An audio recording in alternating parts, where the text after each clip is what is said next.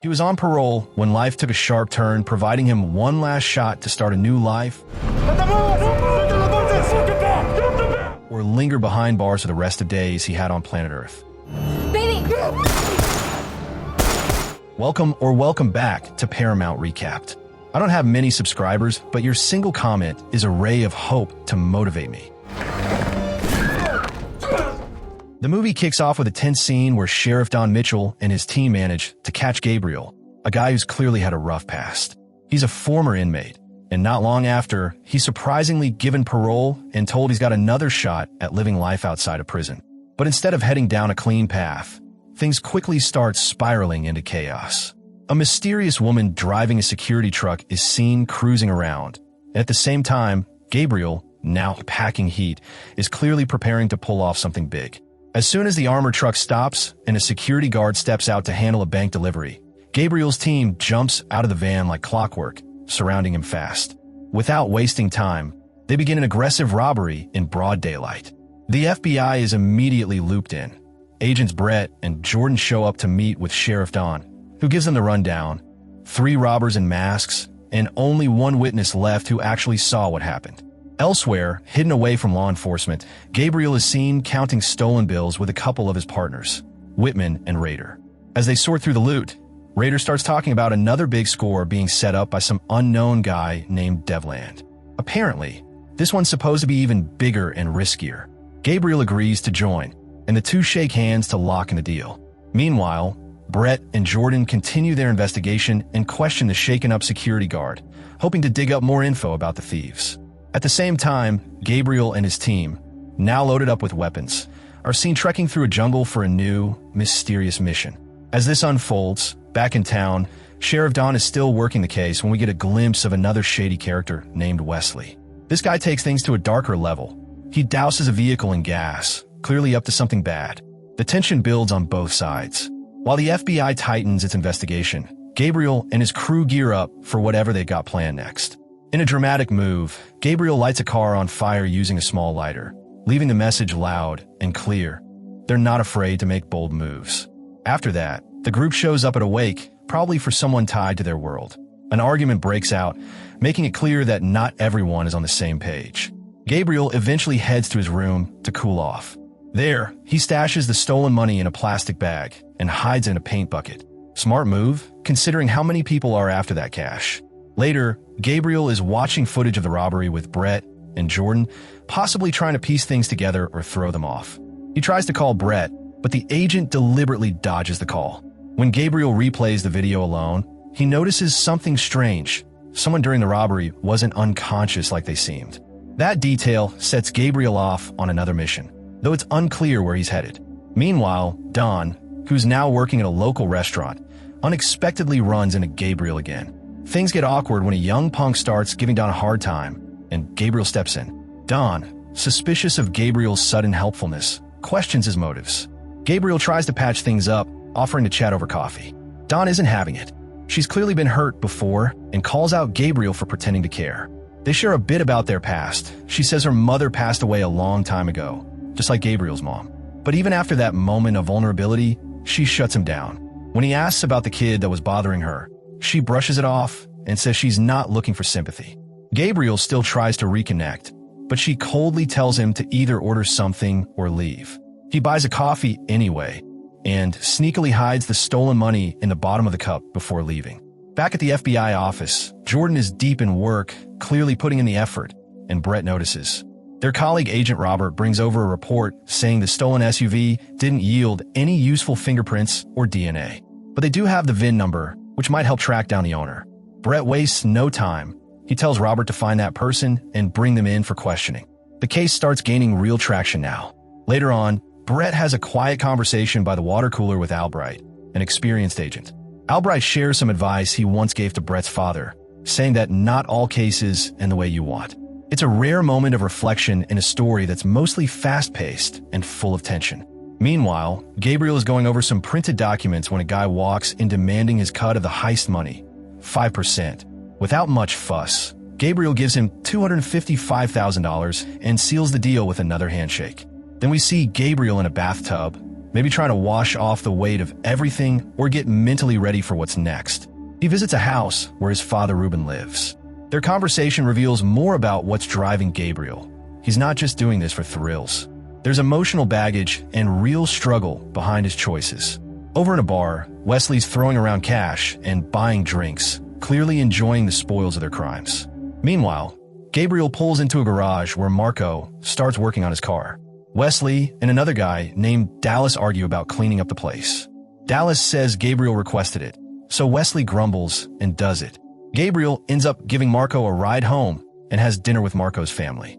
During some quiet time, he opens up about his strained relationship with Dawn. The two men share a drink, and Gabriel tells Marco this upcoming job is going to be his last. He's ready to be done with all of it, but they both know it's a risky move and the stakes are high. A breaking news segment reveals that Phillips, the security guard from the bank, didn't make it. He died from injuries during the robbery. This shakes up the group. At the bar, Wesley is playing games with a woman named Maddie, but the news about Phillips rattles him. He knows this is going to come back to haunt them. Over at the hospital, Brett and Jordan face pressure from the media, but Brett calmly assures everyone that they're doing everything to bring the criminals in. Back at the bar, things get violent again. Wesley starts a fight over Maddie and ends up pulling a gun. Rader steps in to stop him, which just ignites more chaos. Meanwhile, Gabriel is watching the news with Marco and reflects on his life choices. He's clearly worn out from the crime life and wants out, but he can't find the right words to explain it. Things really start boiling over when Gabriel corners Weasley at the bar, clearly fed up. He tells him to get in the truck, but Weasley throws shade by calling Rader a hero and just walks off like he's above it all. That ticks Gabriel off big time. Later, Rader comes clean and admits he's taken out 3 people for Weasley's sake. Gabriel, clearly not impressed, tells him to stay away from his brother or things will get ugly. Trying to cool things down, Gabriel gives Weasley a lift home. But instead of things settling, they end up dragging their emotional baggage into the house with them. They argue hard. Both of them are carrying scars from the past. Weasley opens up about his time in Iraq and the guilt that's eating at him over Phillips, the security guard who died. He even suggests pulling off another heist, but Gabriel shuts it down. He tells him straight, he's not doing this for the money anymore. It's all about keeping Weasley out of trouble. They don't reach any kind of understanding, and Gabriel walks away, the air thick with unresolved pain. Meanwhile, Jordan makes some headway in the investigation. She tracks down a car owner who says the vehicle had been dropped off for maintenance. That turns out to be a goldmine of info. Jordan tells Brett that a GPS device was found inside the burnout car, and suddenly, everything starts making more sense. She explains how the robbers used a decoy car and GPS tracking to pull off the robbery like pros. Brett is clearly impressed. They're closer than ever to cracking the case. While Gabriel, Rader, and Devlin are getting ready for another heist in a parking lot somewhere, Brett is enjoying his birthday with family. The celebration doesn't last long, though. He gets some fresh intel tying Robert, Jordan, Remy, and the case all together. Things are really heating up. Gabriel is going through some documents Devlin gave him, not realizing that the FBI has eyes on him. Every move he makes now could blow things wide open. Then he hears some terrible news. Dawn, the woman he clearly still cares about, has been hospitalized.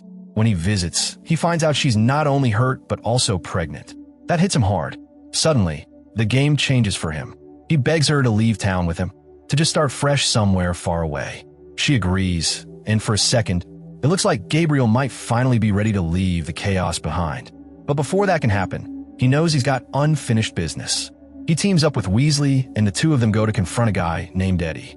Gabriel storms into Eddie's place and dishes out a brutal beating before walking away, his message sent loud and clear. Gabriel, having taken care of Eddie, sets his plan to run off with Dawn in motion. He's got 2 days to disappear. The FBI, though, isn't wasting any time. They zero in on Rader and turn up the heat. They believe Weasley holds a critical piece of the puzzle, so they organize a late-night operation and grab him. During questioning, Weasley keeps his mouth shut. But when Brett shows him a photo of Gabriel and offers him a way out, the pressure finally cracks him. He spills the beans, which gets back to Gabriel and Marco, who now realize the net is closing in. Soon, Brett shows up at a garage to confront Gabriel, armed with damning photos that leave no doubt. Around the same time, the FBI storms Gabriel's office, causing panic. Dawn, sensing that things are about to get worse, quickly packs up and leaves. Gabriel returns home that night to find his place turned upside down. It's clear the feds have been through everything. Elsewhere, Weasley is on the run and hops into Maddie's car, desperate to disappear. Brett gets a call. Something's about to go down. As Gabriel, Marco, Weasley, and the rest of the crew gather to go over their final plan, tension sky high. Gabriel pulls Raider aside, asks him if there's anything he needs to confess. Raider says no, but the vibe's off. At the FBI office, Brett tells Robert and Jordan that Gabriel and Weasley are still missing. Everyone's on edge. Gabriel visits his father one last time, giving a guy named Max a note that tells him where to deposit some money. He's clearly tying up loose ends. Meanwhile, a stranger approaches Raider asking about his brother's killer. Raider accepts some cash and hands over a cryptic note that just says Flamingo. Weasley, riding with Maddie, throws away his pills. He's done with playing it safe. But just as he's loading someone named Salmon into a car trunk, an unknown gunman shows up and shoots him. Gabriel calls Dawn and promises they're almost out, telling her to hold on for their new life together. In a powerful moment, Dawn is shown cutting her hair, maybe her way of shedding the past. Back with Gabriel and Marco, they confront Raider again, demanding to know where Weasley is. Eventually, Raider agrees to go with them, and together they move forward with the final bank job.